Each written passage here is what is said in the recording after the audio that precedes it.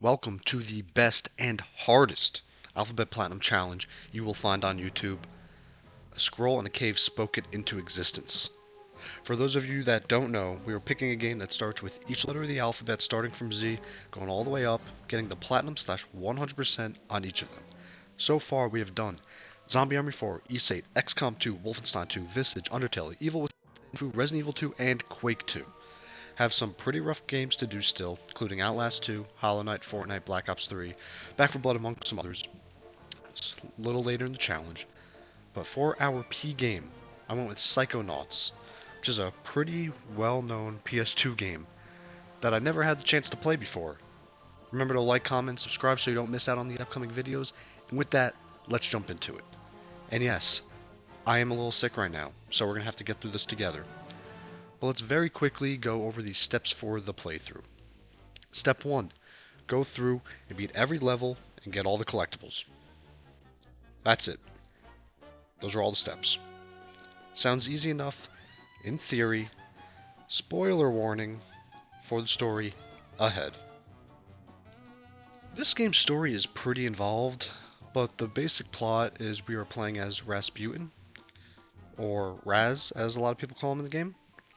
We are a kid who was born with psychic powers and wants to become part of a group of basically superheroes with psychic abilities called the Psychonauts. Problem is, he is forbidden to use these powers by his father. So, like any kid, we sneak away from home to join this summer camp run by the Psychonauts in hopes of joining them. And that is where our story begins. Before even beginning the main objective, I started running around, finding what collectibles I could in the starting area, figuring out the different controls, etc. After playing around for a little bit, I finally decided to actually play the game. And the first objective was to go to Coach Oleander's treehouse, to participate in extracurricular activities to get better grades. Oh wait, no, this was for basic training to become a Psychonaut. This introduces us to the main mechanic in the game, which is jumping into people's minds. And that's where all the levels pretty much take place. Before even beginning this, I decided to go for one of the worst trophies, which is to complete the punchy target minigame. It sounds easy. It's not. You have to hit targets that pop up and go down very, very fast while fighting against old PS2 controls. I failed multiple times and ended up looking like this.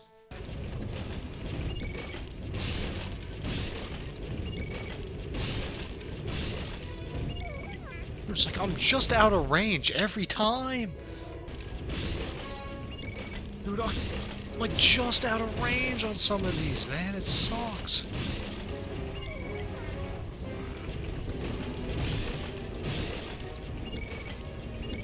Dude, oh my god. Dude, God! Oh! Dude, the fucking L3 fucked me up! Fucking bum ass. Dude, have no problem ever hitting the babies, though, dude. Oh my god, I love punching, holy shit. Complete the punchy target minigame. Oh my god, I did it. Oh my god. Eventually, I finally got lucky and beat the last level and got my first trophy. Now time to go through the level. It is war themed and pretty easy throughout. I got my first telekinetic power, which is throwing a telekinetic punch, and also started my annoying collectible grind while doing this. I thought this game was going to be a relaxing collectathon PS2 style game. I was wrong. The collectibles are horrible in this game. The main collectible is something called figments. Some levels have hundreds of these. Oh, they're also a very, very lightly shaded color, and they're paper thin. And they fade in and out of existence, so sometimes they're just completely invisible for you when you're passing them by. Oh, and some of them fly around and aren't always in the same spot. So yeah, these things suck. This will be an ongoing struggle for me the entire game. But that's a future Falcon problem, for sure. Finally beat the boot camp and got a trophy for completing basic training. There are multiple missable trophies in this game, and they're usually having to talk to a specific person at a very specific time in the story to get it. One of these came after I finished the first level. I now got to start exploring the campground area where the other campers kind of just hang out and chill. I went and found Maloof and just talked to him, and after the conversation, got a trophy for witnessing Maloof's transformation. Once I hit level 10 from getting random collectibles, I got the pyrokinetic ability. By frying a squirrel and bird in the same area, I got a trophy for cooking and consuming two different kinds of roast in one sitting. After getting this, I went and continued on with the game, which is when another Psychonaut, Sasha 9, wants to see me after being impressed with my new abilities. So he instructs me to go through some advanced training. He shows us his fancy machine called the Brain Tumbler, which lets us enter our own mind. This place looks strange and not really representative of our mind. We get introduced to the sensors, which are just the enemies pretty much of each world. We get pulled out and instructed to find Ford Kohler to be trained in marksmanship. This guy is weird and kinda sorta crazy. We see him walking around the campsite looking like a patient from a psych unit, but when he's in his lab, he's completely normal. He ended up shattering his psyche with all of this psychic stuff, and he can only be normal and functional when in his safe lab. We end up learning a long distance attack from him, and go back to Sasha starting the next level, Sasha's shooting gallery. Let's say that one 5 times fast.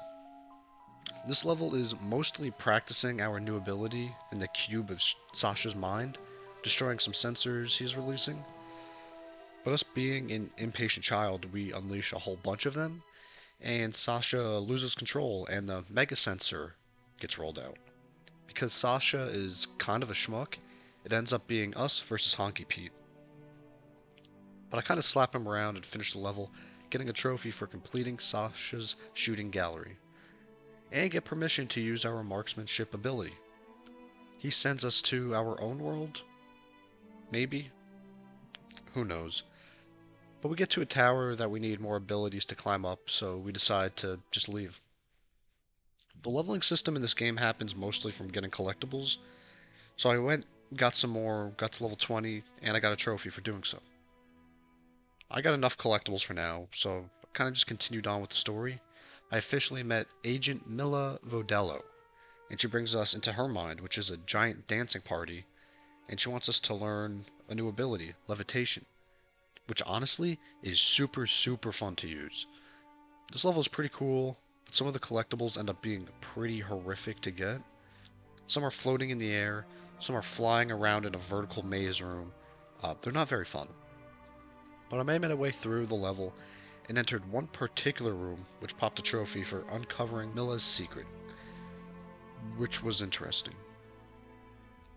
But I continued on, and the end of the level, which ended up being a race. I go against the main bully in the game, Bobby Zilk. He's a bum and pretty insignificant in the game other than being a mama's boy with a little dick. But this race becomes more important later because it's pretty long and there's a lot, and when I say a lot, I mean a lot of collectibles all over it. And it is a nightmare finding them all. But that's again for later. I beat the race, finish the level, and get the trophy for completing Mila's dance party. I now have my new levitation ability and can climb the tower in my mind. This is where the story really picks up. At the top, we see a fellow camper getting their brain sucked out and placed into a tank, which makes for a lean, mean killing machine. I have to go face to face with the tank, and after beating it, I learn that the man doing the brain suckfest is named Loboto, and he's teaming with cheeseburger loving wiener coat coach Oleander. I team up with my love interest Lily to investigate this together, and maybe play hide the pickle when all of a sudden she's swallowed up by a lungfish and taken away. Great. I get blue balled, and now I have to go save her. Basically playing Mario. But instead of rushing to save her, I decided to go get some trophies. I found Chloe and Nils, and talking to them triggers a cutscene. After it plays, I get a trophy for spying on Bobby's love life. I then went into the parking lot to find a tree with some stuff on top of it. By clicking triangle, I get a trophy to pop for discovering the secret history of Whispering Rock. After this, I went back into the camping ground and went into the TV room and interacted with Vernon and brainless campers. To be perfectly honest, I had a lot of trouble getting this trophy. I kept spamming triangle and nothing was happening. After a time I'm not particularly proud of, I realized by just standing there and letting him talk and not spamming triangle, I actually heard his dialogue and got the trophy to pop for hearing Vernon's ghost story. I decided to get a nice easy trophy next. Little Psycho Man Caller gave us a piece of bacon that we can use to summon him and ask him questions. By just spamming the bacon, I got a trophy for using the bacon a lot. I went for one last trophy before continuing the game, and that was to go up to a bulletin board and just spam triangle, which pops a trophy for reading many bulletin board messages. Finally, back to our sexual journey of finding and rescuing Lily. So I decided to descend down into Lake Obligata and enter the world of Lungfishopolis, which is a city of lungfish, just hanging out, and we are basically Godzilla. The level consists mostly of us absolutely destroying this poor city and starting a war with the military. We end up teaming up with a rebel group that turns out to be as useful as a shit-flavored lollipop, and we basically terrorize the people, making our way to the end of the level. We find a giant cell tower which turns out to be a mind control tower. A personification of Coach Oleander is there, and now we have to do a King Kong versus Godzilla fight. I'm not sure who actually won that fight because I kinda never saw the movies, but just picture me as the better one. I beat his ass again and freed the lungfish from the mind control, and I am heralded as a hero. The lungfish introduces herself in a raspy, deep voice as Linda and offers to take me across the lake. This gives me a trophy for completing Lungfishopolis.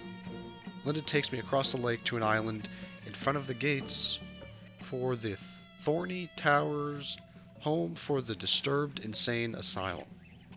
Before even beginning this area, I immediately went back to the mainland to get some more trophies.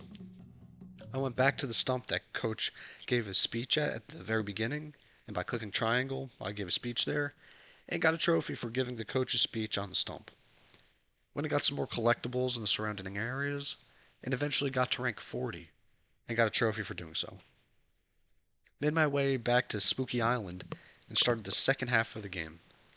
This abandoned asylum was abandoned by its owners, and now Roly-Poly, Olegander, and Lobato are using it as their base of operations. This is also the place where I can start picking up yet another collectible. It's these jars containing the brains of the other campers. There's going to be a trophy for getting all of them and allowing color to insert them back into the kids, but that will come later. So I spent about 15 minutes trying to figure out what in the world I have to do here. So there's this weird ass guy walking aimlessly named Boyd, and I finally figured out that I should just try and enter his mind. Well, it worked. Started the next level, the Milkman Conspiracy. This is also where the levels kind of just go off the rails. Boyd is rambling on about some conspiracy going on, about milk. No clue at all what he's talking about. But walking around this world, it's easy to see that something is up. There's special agents everywhere pretending to be workers in the town. This world is pretty hard to navigate as part of it is like upside down. Like even jump from like one part to another can be upside down or turned sideways. This world is basically exploring to find an item, to sneak past the weird men to get another item, to gain access to another area, and I do this about 18 times. I eventually get to the end and awaken Boyd's altered dormant ego and solve the Milkman conspiracy.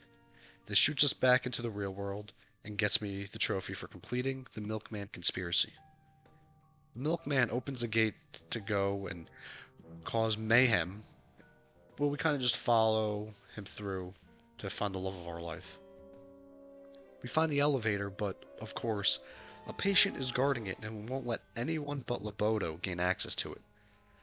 But the guy is almost blind, so I just need to get some props to wear to trick him into thinking I'm Loboto. This basically turned into 3 levels, each giving me a piece of gear I needed. The first level I went with was through the mind of Fred. Fred is kind of a bum who is locked in an internal struggle with his ancestor, Napoleon Bonaparte.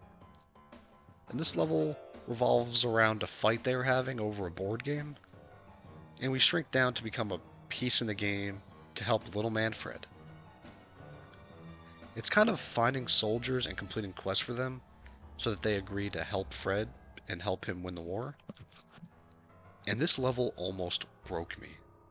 There are so many collectibles in this level, and they suck to get. Some are hidden outside of the normal playable area, some are floating in the sky, but without a guide, I found all but 2 of them.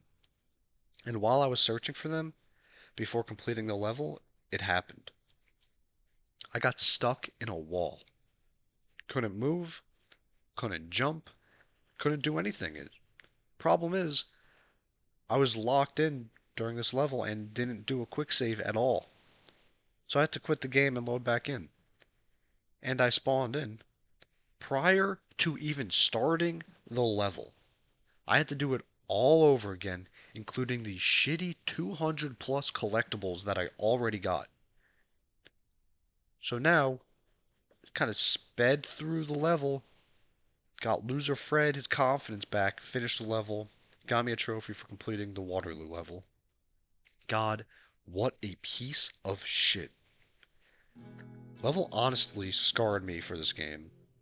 But I'm a warrior, so I pushed on and went to the next world, which was entering the mind of Edgar, who was a painter troubled by his past. During this level, I finally got all the merit badges for using abilities, and I got a trophy for earning all of them. This level is honestly pretty cool. It's set up like a Spanish villa with a black light backdrop with the bull running through the streets. I have to zip around like Spider-Man to avoid the bull, going through alleyways, the sewer, jumping across buildings to avoid the big man. And the main goal of this level is to beat 4 luchadors to be allowed to go smack the final boss around. During all of this, I'm getting all of the collectibles so I don't have to come back. Eventually making it to the final boss, I have to fight a bull. I continually throw spears at the bull, defeating it. Only then do we find out that the bull is actually Edgar, consumed by his anger from the past. It's revealed that his girlfriend in high school left him for some ball bag, and he went from a jock to an artist, traumatized from this pain. We now have the real boss, which is the suck bag that stole his girlfriend. We beat him, see how much of a loser his girlfriend actually was, and Edgar is finally able to move past this and let go of his anger, completing the level and getting us a trophy for completing Black Velvetopia. Before starting the third world, and when I say starting, I mean having no clue how to do it, getting frustrated, and I went and just decided to go get some more trophies. During the Milkman level, I got a power called Clairvoyance, which lets me look through the eyes of others. By going around using this on people, I eventually got a trophy for seeing myself through the eyes of many others. I did some more collectible hunting and got a trophy for getting to rank 60. I went around the levels finding gold helmets, and I got a trophy once I found all of them.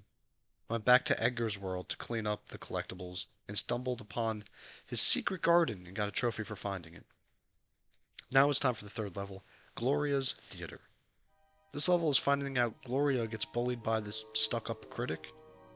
This level is cool as we are constantly changing the play that is on stage to get different areas we need. There's a phantom trying to ruin the play any chance it gets. So we finally confront the phantom, and it turns out that the shit-eating critic is the phantom and trying to ruin the play. So as her chosen warrior, I go into battle and smack this guy around and beat him. He shrinks to the needle dick man he is, and finally allows Gloria to be free from her doubt. Finally beating the level, getting the trophy for completing Gloria's Theater. I now have all my items and trick the patient in front of the elevator to let me go into the asylum. I make my way through the maze of an asylum, finding more collectibles on my way. I get to the top and get a trophy for completing the asylum.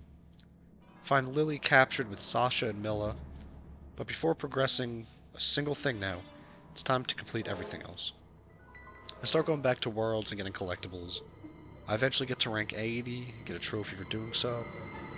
Found all of the brains and brought them to our boy who put them back in the kids and got a trophy for rebraining all the children. I found this little turtle at the top of the asylum, needed to progress the story. Went around and showed all the children him and got a trophy for introducing all camp kids to Mr. Pokelope. I changed my time on my PlayStation at Christmas, bought an item from the store, got a trophy for buying an item on Christmas. I went and got more collectibles and got a trophy for redeeming all 16 scavenger hunt items. I went and found all the kids who now have brains, got a trophy for revisiting all brains after completion, then decided to take a break for the day and revisit it the following day. This was another breaking point for me. I went through and did about 3 hours of collectible grind to get everything else I needed, going through the final level, cracked all the vaults, got a trophy for it, got a trophy for finding all of the emotional baggage, and then I got a trophy for gathering all the figments. But this is where it happened. I didn't realize this until the end of the final level, but let's take a break and go through what this level actually is. Despite trying to save Lily and the two adults that are supposed to help, it ends up being me versus the bad guys.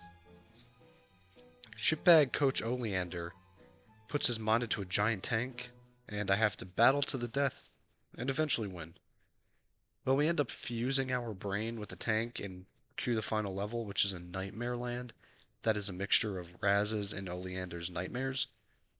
This level is the one and only Meat Circus. We find Child Oleander and we're basically babysitting this diaper-wearing shitstain.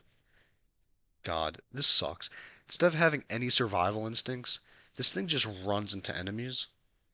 While we are dealing with janky parkour while trying to protect him, constantly falling off the map and having to redo it, I was getting mad. Eventually, got to the end of the level right before the boss fight, but something was off. I didn't have the rank 101 trophy. I was rank 100. At this point, I should have had it. Bruh. Well, turns out I missed one single collectible in a hub world. Because the collectible trackers in this game are pretty dog shit, and once you start Meat Circus, you can't go back to the hub worlds for the rest of the game. So I ended up having to go back to the random save file I made about 3 hours ago and redo everything I just did. I was livid. Included in that 3 hours was going through that annoying ass race with 100 scattered collectibles in Milla's dance party.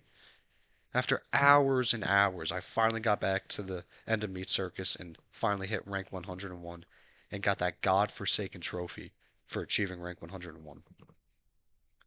All that was left was the final boss. A twisted personification of our father and Oleander's dad combined to make this gross looking monster. Between fighting that and this lengthy, easily failed parkour section against our own father, culminates in a final stage against this behemoth.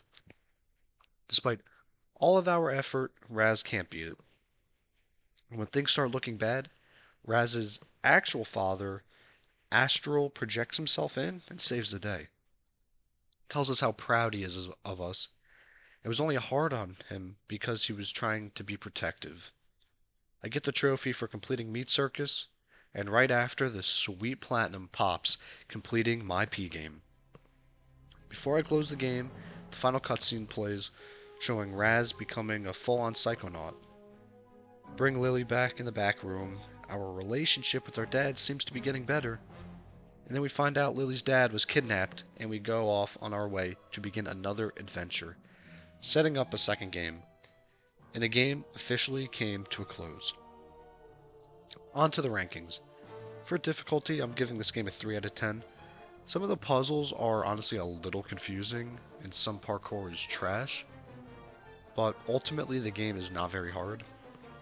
For grind, I'm giving this game a 5 out of 10. The amount of collectibles is borderline unbearable. There's hundreds upon hundreds of these filaments per level, and they're easily missed. Sometimes invisible, can be moving.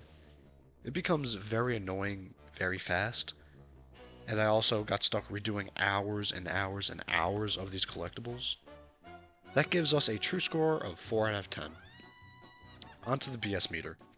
For those of you who don't know, this game will either get a score of 0 or 1, and this score gets added to the final score. If a game has something outside of normal gameplay to get the platinum, it gets a 1. Normally, this game probably gets a 0, but the fact that 2 separate times I had to redo so much of the game because of some horseshit, this game's getting a 1. I don't even care. Getting stuck in a wall and the game having essentially no autosave is dumb. Having a garbage UI to see what collectibles you have, in terms of not being able to see collectibles outside of the one area you're in, is stupid. So it would be a score of 1. It is. That gives a final true score of 5 out of 10. For the recommendation, I'm giving this game a 6 out of 10. I love PS2 games, and the story in these is pretty good. The dialogue is great. Just make sure you have frequent saves, make sure everything is set before the final level, so your experience isn't tainted like mine was.